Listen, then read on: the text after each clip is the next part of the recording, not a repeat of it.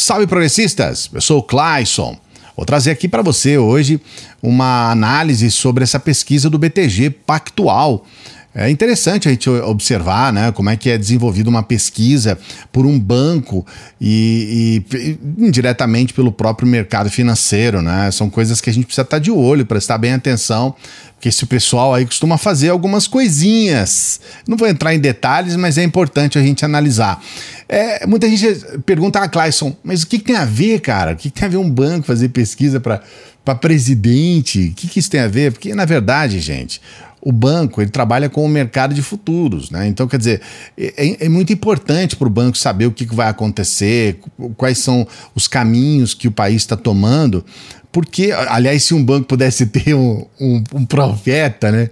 Alguém que adivinhasse o futuro, seria o banco mais rico da história do planeta, né? Se isso fosse possível, porque é exatamente aí que eles vão estabelecer as estratégias, é exatamente em cima disso que eles vão delinear ali a forma de lidar com seus investimentos. Então, é muito importante para um banco saber o que pode acontecer ou quais são os caminhos que estão levando o país para um lado ou para o outro. Aqui nós temos o que pensa o eleitor brasileiro. Nós vamos analisar, sempre pedindo para você dar o like no vídeo. Não se esqueça, hein? Dê esse like aí, se inscreva no canal se você ainda não é inscrito. Vamos entender essa pesquisa de hoje. Como você avalia o governo do presidente Bolsonaro? E aí nós temos 29% que avaliam como ótimo e bom, já teve 23%, então tem melhorado um pouco. E nós temos 53% como ruim e péssimo, já teve 57%. Então tá melhorando um pouco, mas eu quero deixar bem claro para você, 53% de ruim ou péssimo é um número apavorante. Só para você ter uma ideia, Bolsonaro ele já é o presidente com a pior avaliação desde a redemocratização, porque ele consegue se manter em números péssimos em avaliação. E essa pesquisa de hoje permanece assim. Avaliação dos governos, do governo Jair Bolsonaro nos segmentos. Eu considero importante essa avaliação porque a gente consegue entender quem é que está pensando que o Bolsonaro é bom ou ruim.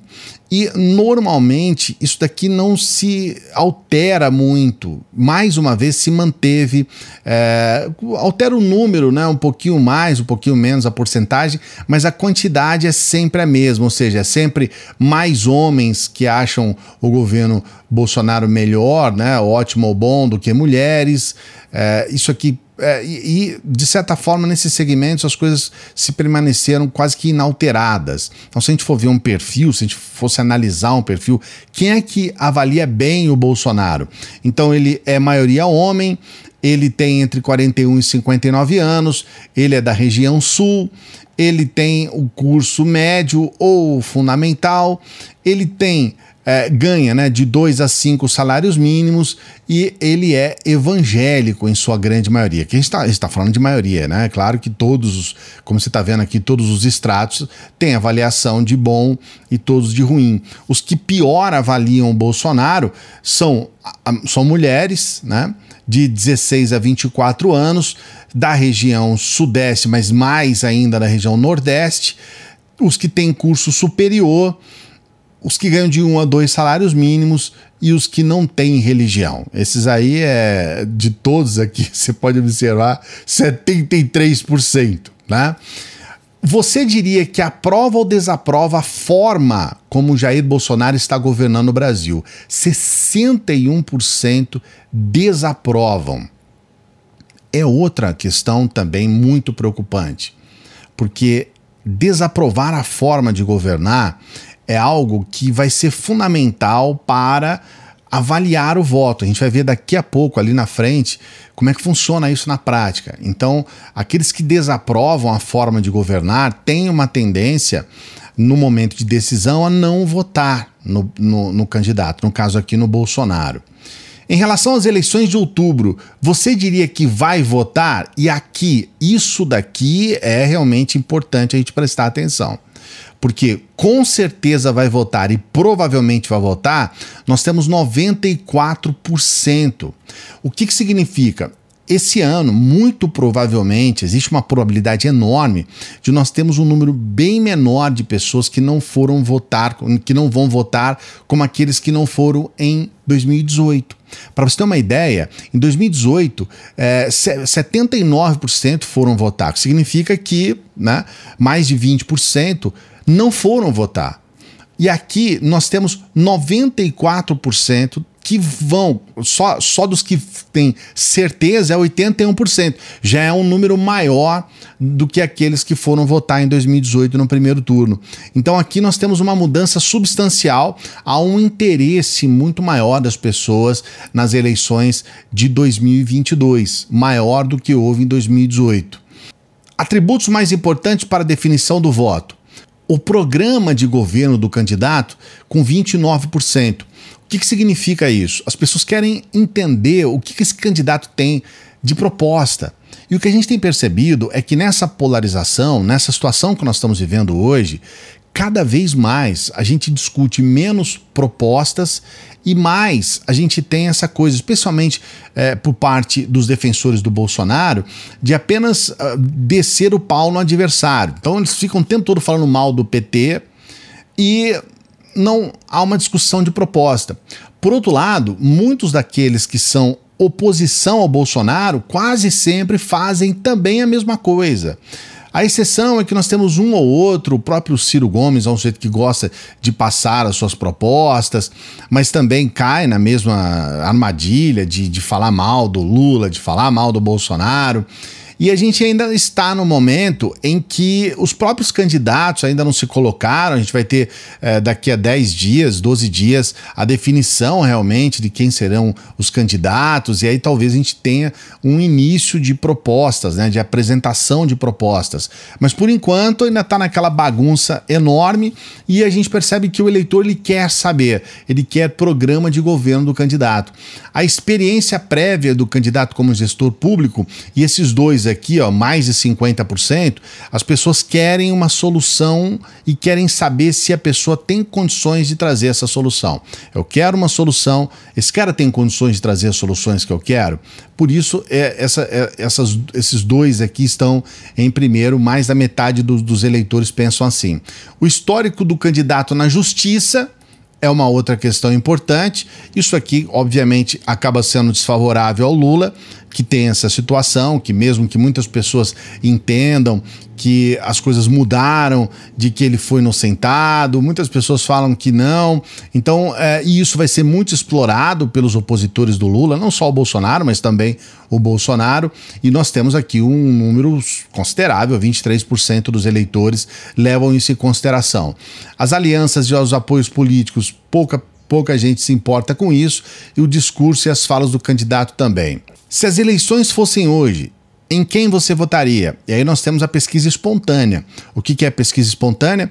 Eu pergunto para você e não falo mais nada, falando quem que você vota aí em 2022? Quem que você vai votar, hein? E aí a pessoa tem que responder de forma espontânea, por isso que a pesquisa é espontânea. E 38% respondem Lula, 27% Bolsonaro. E depois nós temos Ciro Gomes, Sérgio Moro. O Ciro Gomes já se consolida à frente do Sérgio Moro nas últimas pesquisas, e os outros nomes aqui, a maioria com 0%. Mas aqui nós temos, e o João Dória, né, atrás do André Janones, é uma situação assim desesperadora para o João Dória, ele não consegue se viabilizar. E aqui nós temos então na espontânea um interesse maior para o Lula, depois Bolsonaro.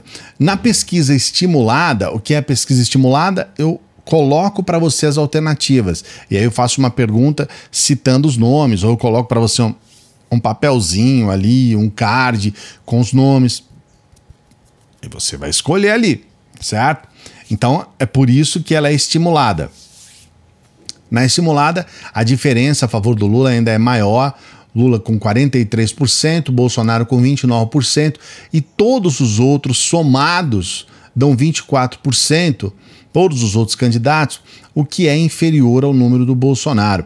O que isso significa é que nós não temos uma terceira via, não existe uma terceira via.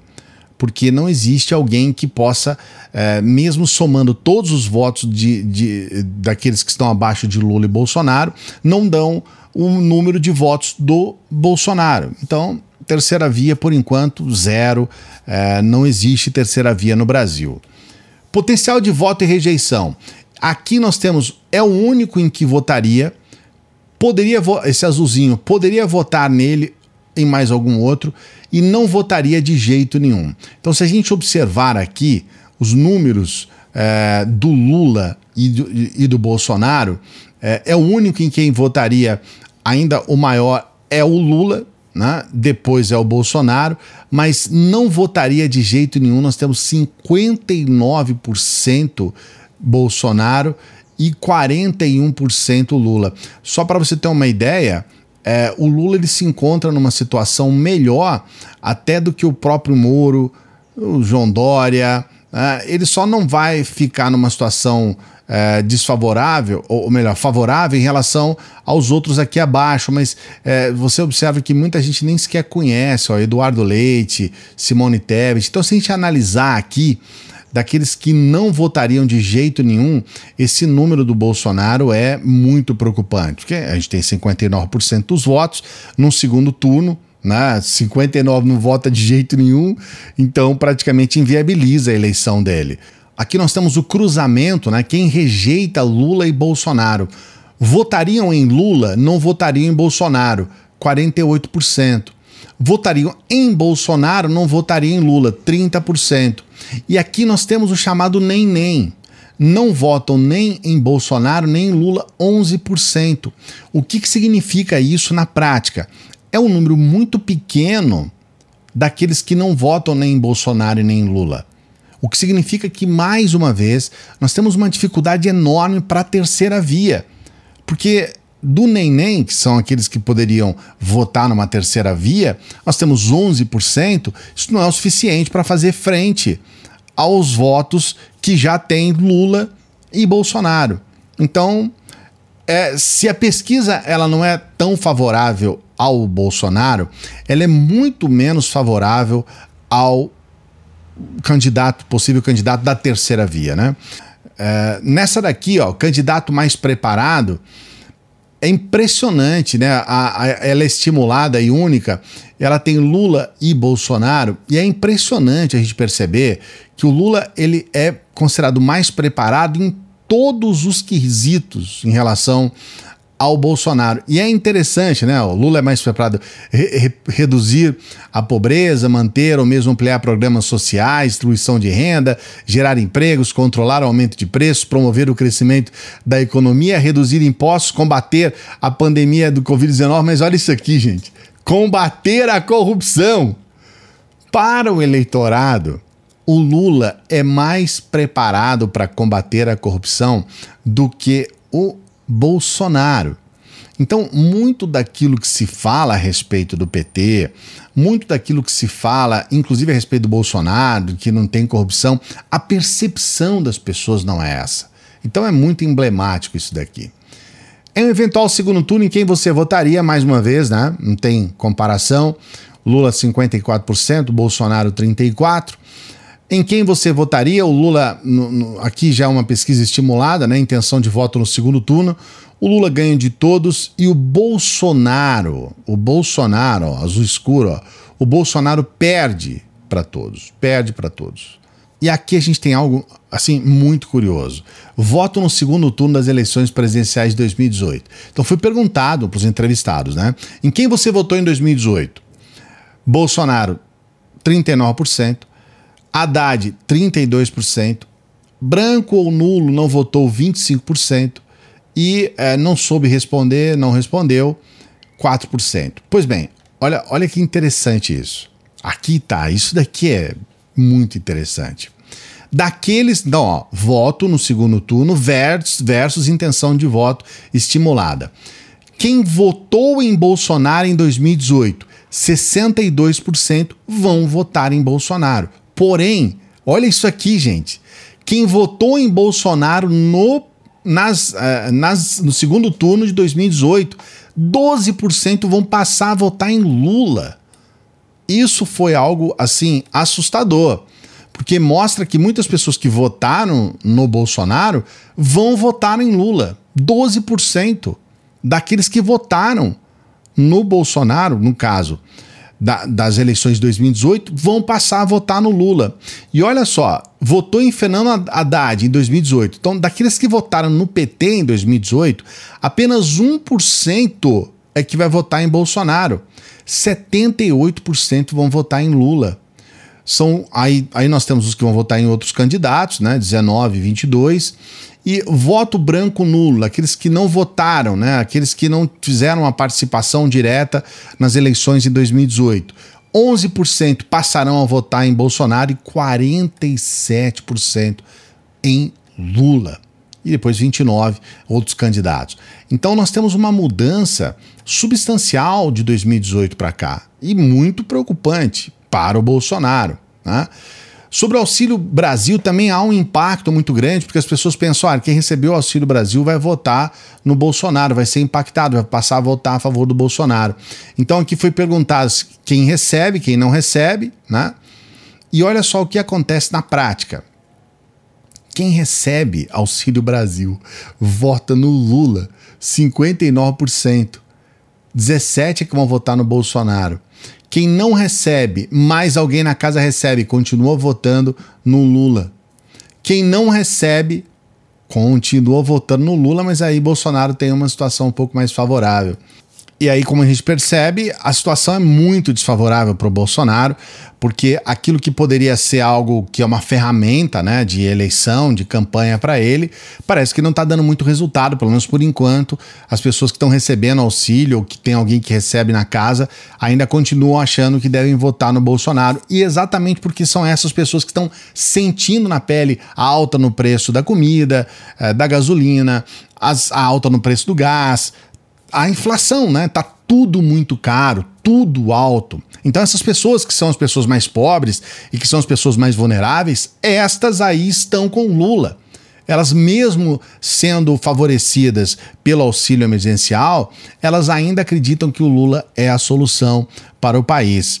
Eu quero saber o que você pensa, quais são as suas conclusões a respeito dessa pesquisa aí do BTG Pactual. Não se esqueça de colocar o seu comentário aqui, hein? Não se esqueça. Coloque o seu comentário aqui.